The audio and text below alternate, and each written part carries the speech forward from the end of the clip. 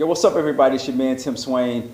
I told you, this series is all about the children. So in this episode, I am taking you through how do you actually choose a school for your kid as I sit down and have a conversation with Crystal Boateng.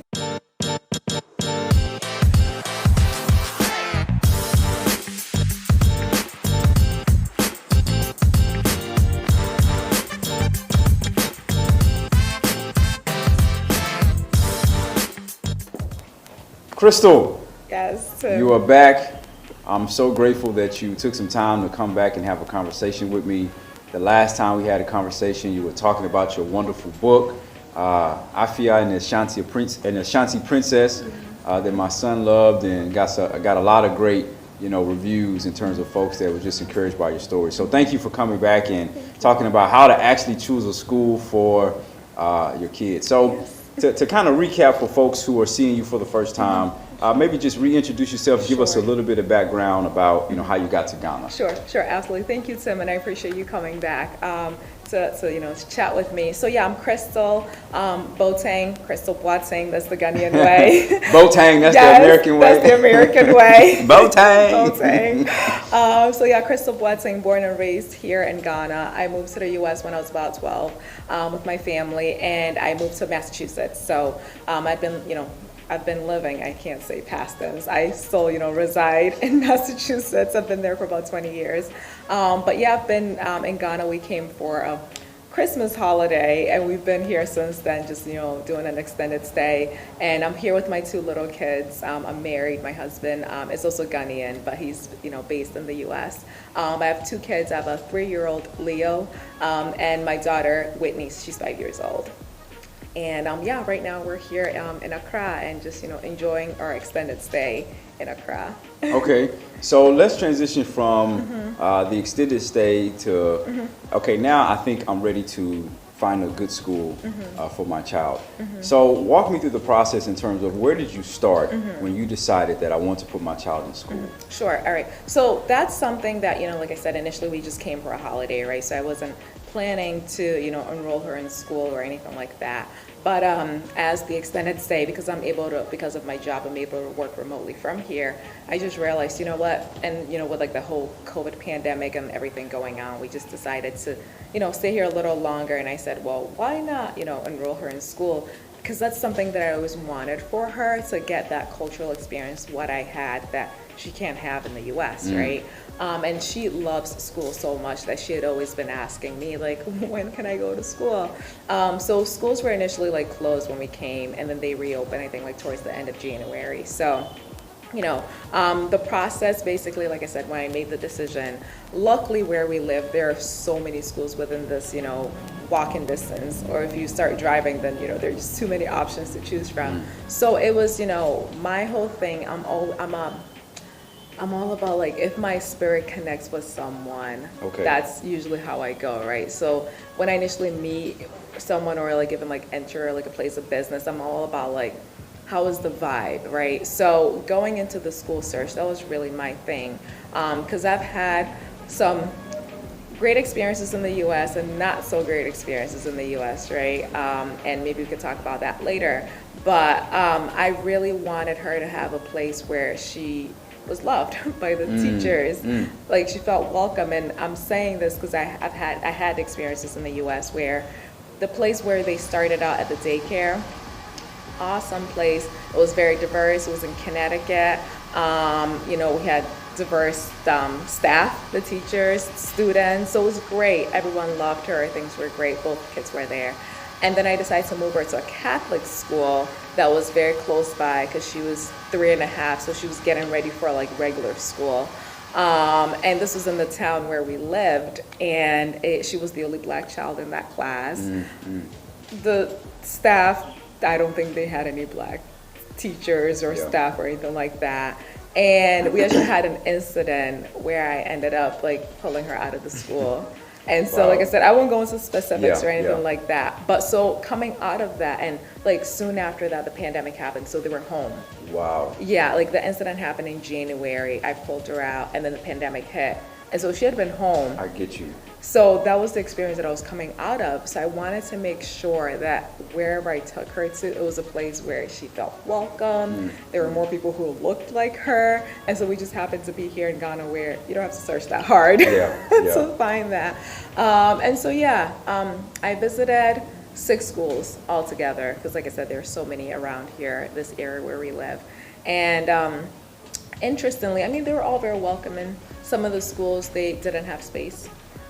Some of the schools, they had the space. And I remember one particular school I asked, I said, oh, can I like meet the teachers, or like, can I take a peek in the class and see how they're interacting? They're like, no, you can't do that. So right off the bat, I was like, I'm not going to that school. That's a red flag. Yeah. And then there was another school where we visited, and it was before, like, the school was still closed, like they hadn't reopened yet. So I didn't get to meet any staff, and so I was like, I'm not going to take that school because I really wanted to meet the teachers because, like I said, because of the experience I had in the U.S., I wanted to make sure like whatever teacher was going to be teaching her was someone that I connected with, and I could see her taking good care of my daughter. So that was definitely a big thing for me, that like welcoming experience, like people that I just vibe with. Okay. So let's get kind of real, all right? Yeah. When I came to Ghana, one of the things that I looked for, not just in a school, but just in businesses that I patronized was, is it accessible? Is it clean? Yes. Do the people have a level of, like you say, where you feel loved? And for me, that translated into customer service. So like if I had a question, would it be just a no or yes answer, or would a person actually explain? So for the individuals that may be watching this right now because they just moved to Ghana or considering moving to Ghana, what would you say are some of like your top 3 criteria that made you say, I'll put this on the maybe pile versus I'm automatically deleting this? Yeah. So top 3, I would say the location, the convenience, right? It's definitely, especially when you have little kids, like anything can happen. I haven't had an incident recently at the school where they called me up, like she needed something, and because it's literally like a 5-minute walk, if you drive it's 2 minutes, I was able to just get in the car and go get it for her. So for me, I think it's really important, the location, the accessibility of the school, because you want to be, in case of any emergency, you know, I want to be able to get there as soon as possible. And then, like I said, that whole, a place where she's loved, and like, you know, it might seem very, I don't know, cliche or whatever, but I think children at a young age need to be at a place where they're loved, you know, because there's just so much, you know, craziness in this world that, you know, as much as you can possibly, you know, at home, obviously they're loved, but when they step outside, like at school, they spend so much time there. I wanted to make sure that it's like a place where she feels welcome, she's loved and all that. So that's definitely, you know, number 2. And then number 3, obviously the quality of education, like that's key, right? You know, I'm paying money, even if it's like free public education, you still want to make sure it's like qualified staff that, you know, so looking at the curriculum, seeing what they teach them. So like those are like my top 3, I would say. Yeah. Okay. When you find a school for your child, you say, okay, this is it. We talked kind of off camera that fees range in Ghana because there's different kinds of schools. And you probably have more experience with this, but you may have like a Montessori school, right? You have private school. What are some of the other types of schools that are here in Ghana? Yeah, so right, so the Montessori, so my daughter is currently in a Montessori school. There's the international schools, and then you have like the regular, like the government schools. And I don't know, I'm sure there are several other kinds, but like those are like the ones that come to mind. So for me, growing up here in Ghana, I went to a public school, like a government school in Kumasi. And I mean, it was normal. Like when I went to America, I had no issues. I actually transitioned very well. I did very well. So I'll say like the quality of education was very good for a public school that I went to in Kumasi. And yeah, so I mean like those are like the different type of schools, and it all depends, like you said, like it depends on how much you're willing to spend. Speaking of. Hi, good morning.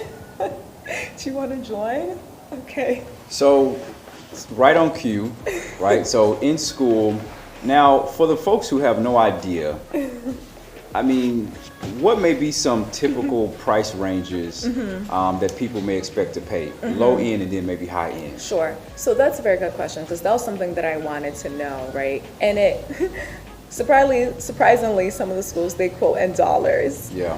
Actually, one of the schools that I visited quoted in dollars, and I remember thinking to myself, I wonder if they pay their staff in dollars too, right? It's a good question. Probably not. Right. Not none of my business. But so range, I mean, it depends, right? I think you can have like the public schools that are completely free, right? And then I think they go up anywhere up to, like we just saw, there's some schools that are like $15,000 a year. Yeah. For pre-K. Yeah. So there's a range, you can have from free to, maybe like 1,000 CDs per term. That's how they do stuff here. All the way up to obviously $15,000 per year. So there's a huge range. So how long does typically the school day last for? Yes. So typically, school starts at like 8 a.m. and she's there until like 5. Like that's like the after school care. Okay. Like regular school ends at 2, and then you can stay there until maybe like at 5 o'clock, because working parents and stuff like that. So yeah, I would say like from 8 a.m. to 2 p.m. That's like the typical school day, and then after that they're just open. Yeah. So you say they have terms. Yes. And that's like what? How long is typically a term? Yeah, I think it's 3 months. So this has been a little like for me, I'm trying to remember like back in the day. It's been way too long, so I can't remember. But I think it's like 3 months. So they started like end of January, so like February, March, April. They just took a break end of April. So I think it's like 3 months per term. Yeah. So the princess has arrived. What would you say are some of the top benefits of being able to have your child in school here in Ghana? Yeah.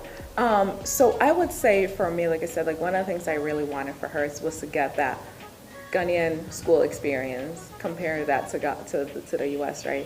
So the benefit, I would say, just like being around other kids who look like her, teachers who look like her, and just so obviously at school they speak English, but every now and then, like some of the kids will say like Chi words, so she comes home like saying some Chi words that my son did too, and I was like, hey boy, what? Because he came home saying certain things, and you know how kids they learn, so they do.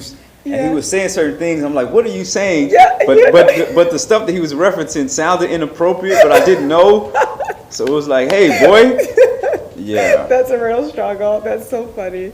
Yeah, she just, there's like this word that like, kitty bonge, which like it means like teeny tiny. Yeah. So like I think like one of her friends like made a reference to someone like that, and so like she says it all the time. So, but yeah, if you don't understand Chi, like that can be, you're like, what is my child talking about? Yeah, he would come home and say certain things. Yeah. And the interesting thing too is just real quick. One of the things that I really enjoyed was I wanted my son to be immersed in the culture. Yes. So at his school, he's also at a Montessori. So he's taking fufu, he's taking rice balls, all these things. Food, and then I've seen that his accent is changing. Yes, He'll come I noticed home, that too. oh daddy. Yes. Oh nah. Yes. I said, hey. Yes. This boy is talking like a Ghanaian. Same thing. Yes. He was like the butterfly, the helicopter. Yes. I said, hey. Yes. He sounded like yes, very Ghanaian. Yeah, she does that, and I've realized that with her, she can switch her accent. Yeah. Because when she's at home, she's just like she's like her normal self. But when she goes to school, I think when she like speaks her American English, as they call, it's kind of hard for them to understand what she's saying, and so she just, she's very smart. She just she's able to transition, and so her friends can understand her. Yes. Go ahead. So the benefits is she's loved. She's in an environment where people can identify with her, like they look like her. What are some of the other benefits of? Yeah. So on the educational front, my goodness, the stuff that she comes home with, like the homework. I remember there was like, it's serious. Yes, they're already learning about like different continents, the countries. She's telling me about Paris. She can like name all the different continents. It's really advanced, the stuff that they teach them here. And one of the things that she hadn't, so she knows how to read because I've been teaching her how to read at home, but writing was something we hadn't really worked on. And like all the kids in her class who are 5 years old know how to write. perfectly well. Mom, is some of them like 5 star? Yes. Some of them are 6 years. Yes, some are 5, some are 6. Yeah. My son just learned how to read and write. Okay. So okay. now he and can he's read and 4. write.